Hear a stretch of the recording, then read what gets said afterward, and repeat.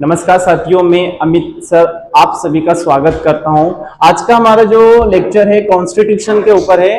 दुनिया में कॉन्स्टिट्यूशन का जन्म कैसे होता है, ओरिजिन कैसे होता है, कॉन्स्टिट्यूशन का मीनिंग क्या है और कॉन्स्टिट्यूशन के कौन कौन से टाइप है। आज के इस वीडियो लेक्चर में हम जानेंगे कि संविधान का जन्म, संविधान का उद्भव प्राचीन समय में, एंशिएंट टाइम में कैसे होता है। साथ ही साथ हम देखेंगे कि इसका मीनिंग क्या है और इसका ओरिजिन क्या है, और साथ ही साथ हम ये भी देखेंगे कि संविधान के कौन कौन से मौजूदा गवर्नमेंट में, मौजूदा स्थिति में, मौजूदा जो हमारे सामने सिचुएशन बनी हुई, इसमें कौन कौन से टाइप वर्तमान में संविधान के मौजूद और कौन सा बेस्ट टाइप हो सकता है, डेमोक्रेसी, मोनार्की, ओलिगार्की या अन्य प्रकार के जो संविधान है उसमें से। तो साथियों शुरू करते हैं। सबसे पहले हमें यह समझना पड़ेगा कि संविधान वास्तविक रूप से होता क्या है। तो साथियों संविधान जो है ये लैटिन टर्म है, लैटिन भाषा के शब्द कॉन्स्टिट्यूएरे से निकला हुआ है, जिसका अर्थ होता है टू एस्टेब्लिश, यानी कि कुछ भी चीज को स्थापित करना, कुछ भी चीज को निर्माण करना, कुछ भी चीज को बनाना, ये संविधान का अर्थ होता है। संविधान आपको ये बताता है कि आपके देश में कैसे शासन व्यवस्था चलेगी। संविधान आपको ये बताता है कि आपके देश में इलेक्शन कब होंगे, कैसे होंगे। संविधान आपको ये बताता है कि आपके देश के सिटीजन्स के कौन कौन से राइट्स होंगे। संविधान आपको राइट्स देने के साथ साथ आपके सिटीजन्स को ड्यूटीज भी, कर्तव्य भी उपलब्ध कराता है, ताकि आपके सिटीजन्स जो है अधिकारों को प्राप्त करने के साथ साथ अपने कर्तव्यों का भी ठीक तरीके से निर्वहन कर सके, अपने कर्तव्य को भी ठीक तरीके से फॉलो कर सके। तो संविधान हमें बताता है कि आपके देश की शासन व्यवस्था और तमाम स्थितियां कैसे हैंडल होगी, ये संविधान बताता है। तो संविधान एक प्रकार का डॉक्यूमेंट होता है। जब हम इसके टाइप्स देखेंगे आगे इसी वीडियो लेक्चर में, तो हम समझेंगे कि संविधान के टाइप्स में कोई रिटन कॉन्स्टिट्यूशन होता है, कोई अनरिटन कॉन्स्टिट्यूशन होता है, कुछ में एक पर्टिकुलर बुक होती है, लेकिन कहीं ऐसे देश हैं जहां पे संविधान की कोई पर्टिकुलर बुक नहीं होती है। उस पर्टिकुलर बुक नहीं होने की वजह से अलग अलग जो डॉक्यूमेंट्स होते हैं, लॉज होते हैं, एक्ट्स होते हैं, उनकी मदद से उस देश की शासन व्यवस्था, उस देश का गवर्नेंस जो है संचालित किया जाता है। तो ये लैटिन शब्द से निकला हुआ है, से बना हुआ है, जिसका अर्थ होता है स्थापित करना, संगठित करना या एक रूपरेखा तैयार करना। संविधान किसी भी देश का मूल्य सर्वोच्च कानून होता है। मूल्य सर्वोच्च का मतलब होता है बेस होता है। जैसे इंडिया के केस में सबसे ऊपर संविधान को रखते हैं। हम प्रेम्बल जब पढ़ते हैं, प्रस्तावना पढ़ते हैं, तो उसमें भी कहते हैं we the people of India, लेकिन वहां इसका अर्थ यह नहीं है कि हम जो हमारे जो लोग हैं वो सबसे ऊपर हो गए। जो संविधान होता है वो लोगों के लिए, देश की जनता के लिए ही बनाया जाता है, लेकिन देश की जनता से भी ऊपर अगर कोई है तो वो है देश का संविधान। भारत के केस में तो भारतीय संविधान से सर्वोच्च कुछ भी नहीं है, ना देश का प्रधानमंत्री, ना देश के राष्ट्रपति, और ना ही देश का सर्वोच्च न्यायालय सुप्रीम कोर्ट। क्या है सबसे ऊपर? सबसे ऊपर है भारत का संविधान।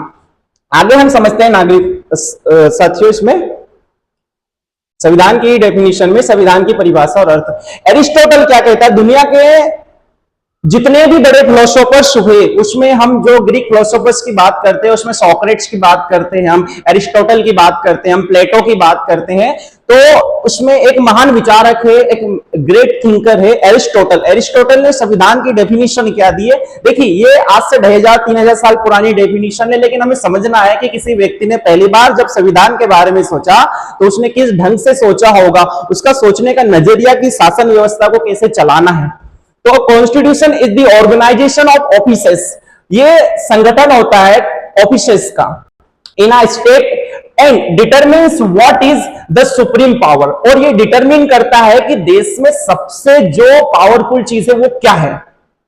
अरस्तु कहते हैं संविधान राज्य के पदों की संरचना है। राज्य में जितने भी पद है, चाहे ब्यूरोक्रेसी हो गई, चाहे प्रेसिडेंट का पद हो गया, राज्य में जितने भी पद में, चाहे आपके सांसद हो गए, चाहे विधायक हो गए, एमएलएज, एमपीज, उन सबके पदों के बारे में जो डिटेल, जो विवरण देने का काम करता है वो देश का संविधान बताता है। अरस्तु इस और आपको संकेत कर रहे हैं।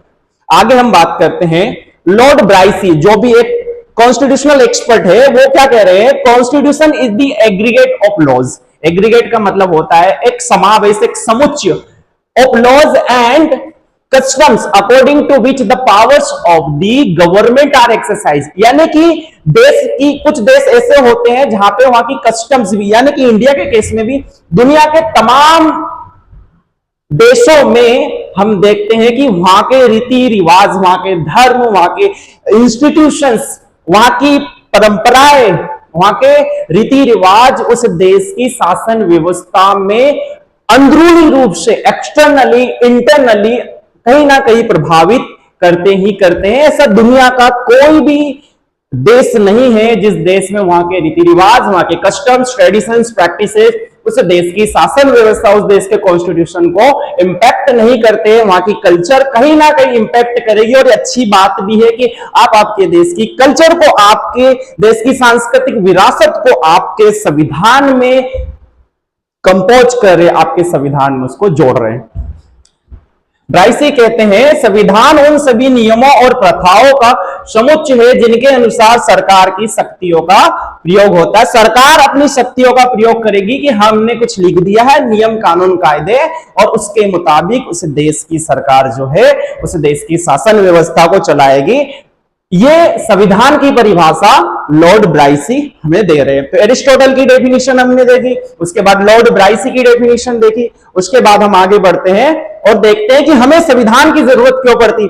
अच्छा जरा सोचिए, इमेजिन करिए कि जब ऐसी स्थिति हो जिसे एनार्की की स्थिति बोलते हैं, एनार्की यानी अराजकता की स्थिति। अराजकता की स्थिति में ना तो कोई संविधान होता है, ना ही कोई संभालने वाला व्यक्ति होता है। जैसे अभी हमने हाल ही में बांग्लादेश की स्थिति देखी कि वहां के जो प्रधानमंत्री थे उनको पद से हटा दिया गया, और पद से हटाने के बाद में वहां के देश की जो पूरी स्थिति गड़बड़ हो गई। और उसके बाद में हमने अभी नेपाल में भी देखा था, हाल ही में बांग्लादेश, उसके बाद में हमने नेपाल में देखा कि नेपाल के जो ओपी कोहली वहां के जो प्रधानमंत्री थे, प्रधानमंत्री को अपने पद से इस्तीफा देना पड़ा और अराजकता की स्थिति आ गई। अराजकता यानी कि किसी भी प्रकार की शासन व्यवस्था नहीं है। शासन व्यवस्था नहीं होगी तो क्या होगा, जरा सोचिए। हर कोई मनमाने ढंग से काम करेगा।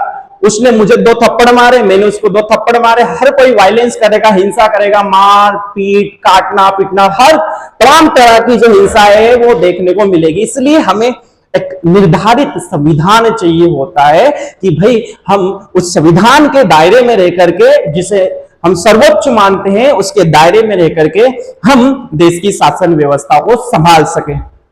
तो why do we need the constitution? हमें कॉन्स्टिट्यूशन की जरूरत पड़ती है because every society needs rules. हर सोसाइटी में नियम कानून कायदे चाहिए। आप भी, आपके घर में भी आपको नियम कानून कायदे मानने पड़ते हैं कि भाई तेरे को ये काम करना है, तुझे ये काम करना है, तुझे घर आज आलू लेकर के आने हैं, तुझे मार्केट में जाना है, तुझे खेत पे जाना है। तमाम तरह की जो चीजें हम करते हैं कि तुझे इस समय ये काम करना, तो हम अपने अपने कर्तव्यों को निर्धारित कर देते हैं और ये नियमों में आते हैं, डिसिप्लिन रहते हैं। आप स्कूल में पढ़ते हैं, आपको स्कूल में जो है डिसिप्लिन सिखाया जाता है कि भाई हाथ पीछे ऐसे रखना है, ऐसे चलना है, आपको टाई बेल्ट पहन करके आना है, आपको जूते सॉक्स पहन करके आना है। सारी चीजें जो है हम निर्धारित करते हैं।